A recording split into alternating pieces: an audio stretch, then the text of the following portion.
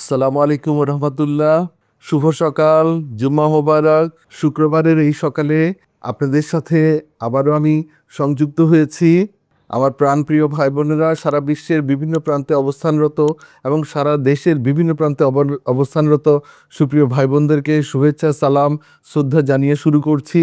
কে কে আজ খুব ভোরবেলা ঘুম থেকে উঠেছেন, নামাজ পড়েছেন, কোরআন পড়েছেন, ব্যায়াম করেছেন কিংবা হাঁটতে গিয়েছেন?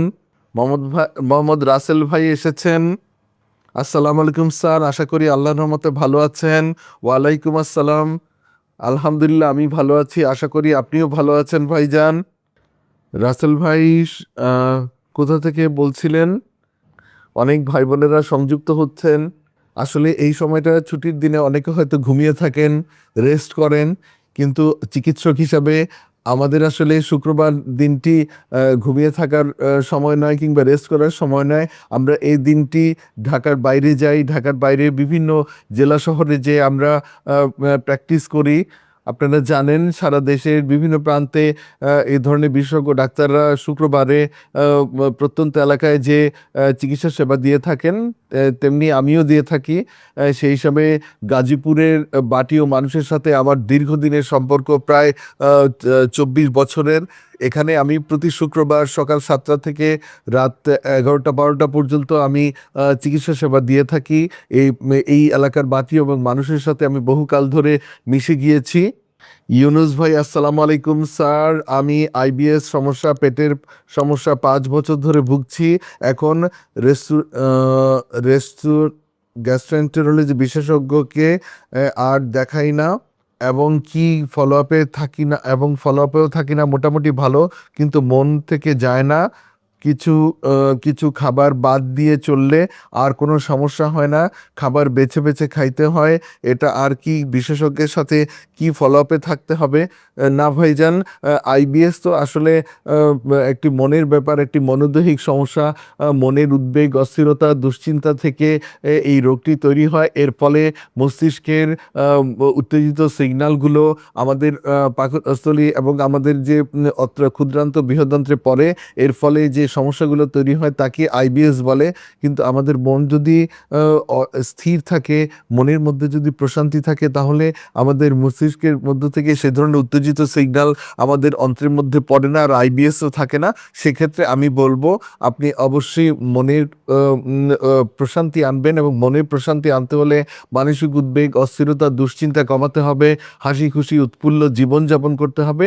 তাহলেই আপনার আইবিএস থাকবে না। আর যেটি বলছিলাম, যেসব খাবার খেলে আপনার সমস্যা হয় সেই খাবারগুলো আপনি থেকে বিরত থাকবেন, আর বাকি পুষ্টিকর খাবারগুলো খাবেন, তাতে আইবিএস থেকে আপনি দূরে থাকতে পারবেন।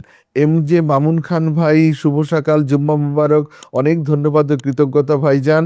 মোহাম্মদ রাসেল ভাই, আমি বাহরাইন থাকি স্যার। অনেক ধন্যবাদ ভাইজান, সুদূর বাহরাইন থেকে আপনি আমার অনুষ্ঠান দেখছেন।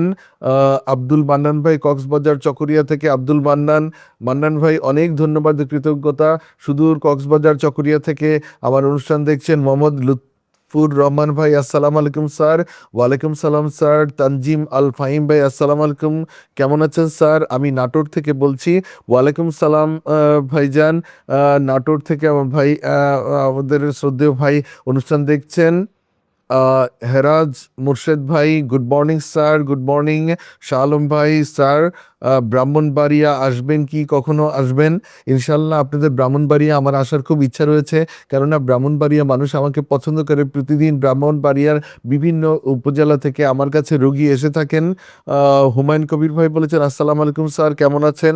আজকে কি গাজীপুর আসবেন? ইনশাল্লাহ আমি গাজীপুর আজকে আসবো।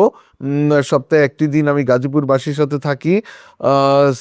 স্বাধীন আল হাসান ভাই, আসসালামু আলাইকুম স্যার। ওয়ালাইকুম সালাম স্যার।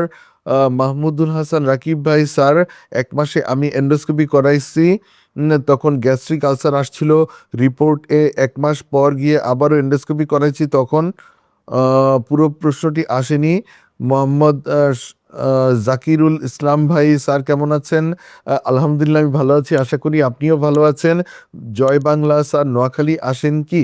ইনশাল্লাহ নোয়াখালী আমি আসবো একদিনের জন্য হলেও, কেননা নোয়াখালী জেলার বিভিন্ন উপজেলা থেকে প্রতিদিন আমার কাছে রোগীরা আসেন এবং তারা আমাকে অনেক পছন্দ করেন, ভালোবাসেন, শ্রদ্ধা করেন। নোয়াখালীতে অবশ্যই আমার যেতে হবে।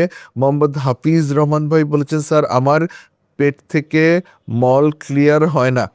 অনেক সময় দেখা যায় মল ক্লিয়ার হয় না, কোষ্ঠকাঠিন্য থাকে, কিংবা নরম থাকে, কিন্তু মলটি ঠিকমতো ত্যাগ হতে চায় না। এগুলি সাধারণত দেখা যায় পানি কম খেলে, শাকসবজি কম খেলে এই অবস্থাটি হয়। আবার অনেক সময় দেখা যায় যারা অনিদ্রা করেন, অধিক রাত জাগেন, ধূমপান, মদ্যপান, মাদকে আকীর্ণ, মানসিক উদ্বেগ, অস্থিরতা, দুশ্চিন্তায় থাকেন, তাদের এই সমস্যাগুলো হয়ে থাকে। সেক্ষেত্রে আমি বলবো যে প্রচুর পানি খাবেন, শাকসবজি খাবেন, এই সবগুলো ভুসি তোকমাদানা দরকার হয় দিনে 3 বেলা খাবেন। আর যেটি করবেন, প্রতিদিন নিয়ম করে 1 ঘন্টা ব্যায়াম করবেন। আর যেটি করবেন সেটি হলো আপনার ধূমপান, অনিদ্রা, অধিক রাত জাগা পরিহার করে পর্যাপ্ত ঘুমাবেন, বিশ্রাম থাকবেন, হাসি খুশি উৎফুল্ল থাকবেন।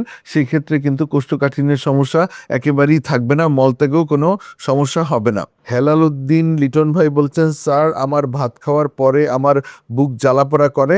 হ্যাঁ, অনেকের এই অবস্থাটি হতে পারে, অর্থাৎ খাওয়ার পরপরই অ্যাসিড মিশ্রিত আংশিক পরিপাকৃত খাবারগুলো উপরের দিকে উঠে আসে এবং তখন বুক জ্বালাপোড়া করে।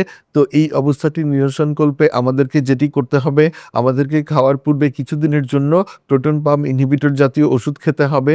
আমি বলে দিচ্ছি, ট্যাবলেট রেমো 20 মিলিগ্রাম একটি করে সকাল বিকাল আহারের পূর্বে 2 মাসের জন্য, সাথে ট্যাবলেট পেরিটপ 50 মিলিগ্রাম একটি করে সকাল বিকাল আহারের পূর্বে 1 মাসের জন্য খাওয়া যেতে পারে। সাথে সিরাপ গাভি ফ্লাক্স 2 চামচ করে 3 বেলা আহারের পরে 15 দিনের জন্য খাওয়া যেতে পারে। সেক্ষেত্রে ভালো ফলাফল পাওয়া যাবে। কারো যদি কোষ্ঠকাঠিন্য থাকে সাথে তাহলে কিছু ওষুধ খেতে পারেন, বলে দিচ্ছি। ট্যাবলেটটা প্রুকন 2 মিলিগ্রাম একটি করে সকাল বিকাল আহারের পরে 2 মাসের জন্য খেতে পারেন, সেক্ষেত্রে ভালো ফলাফল পাবেন।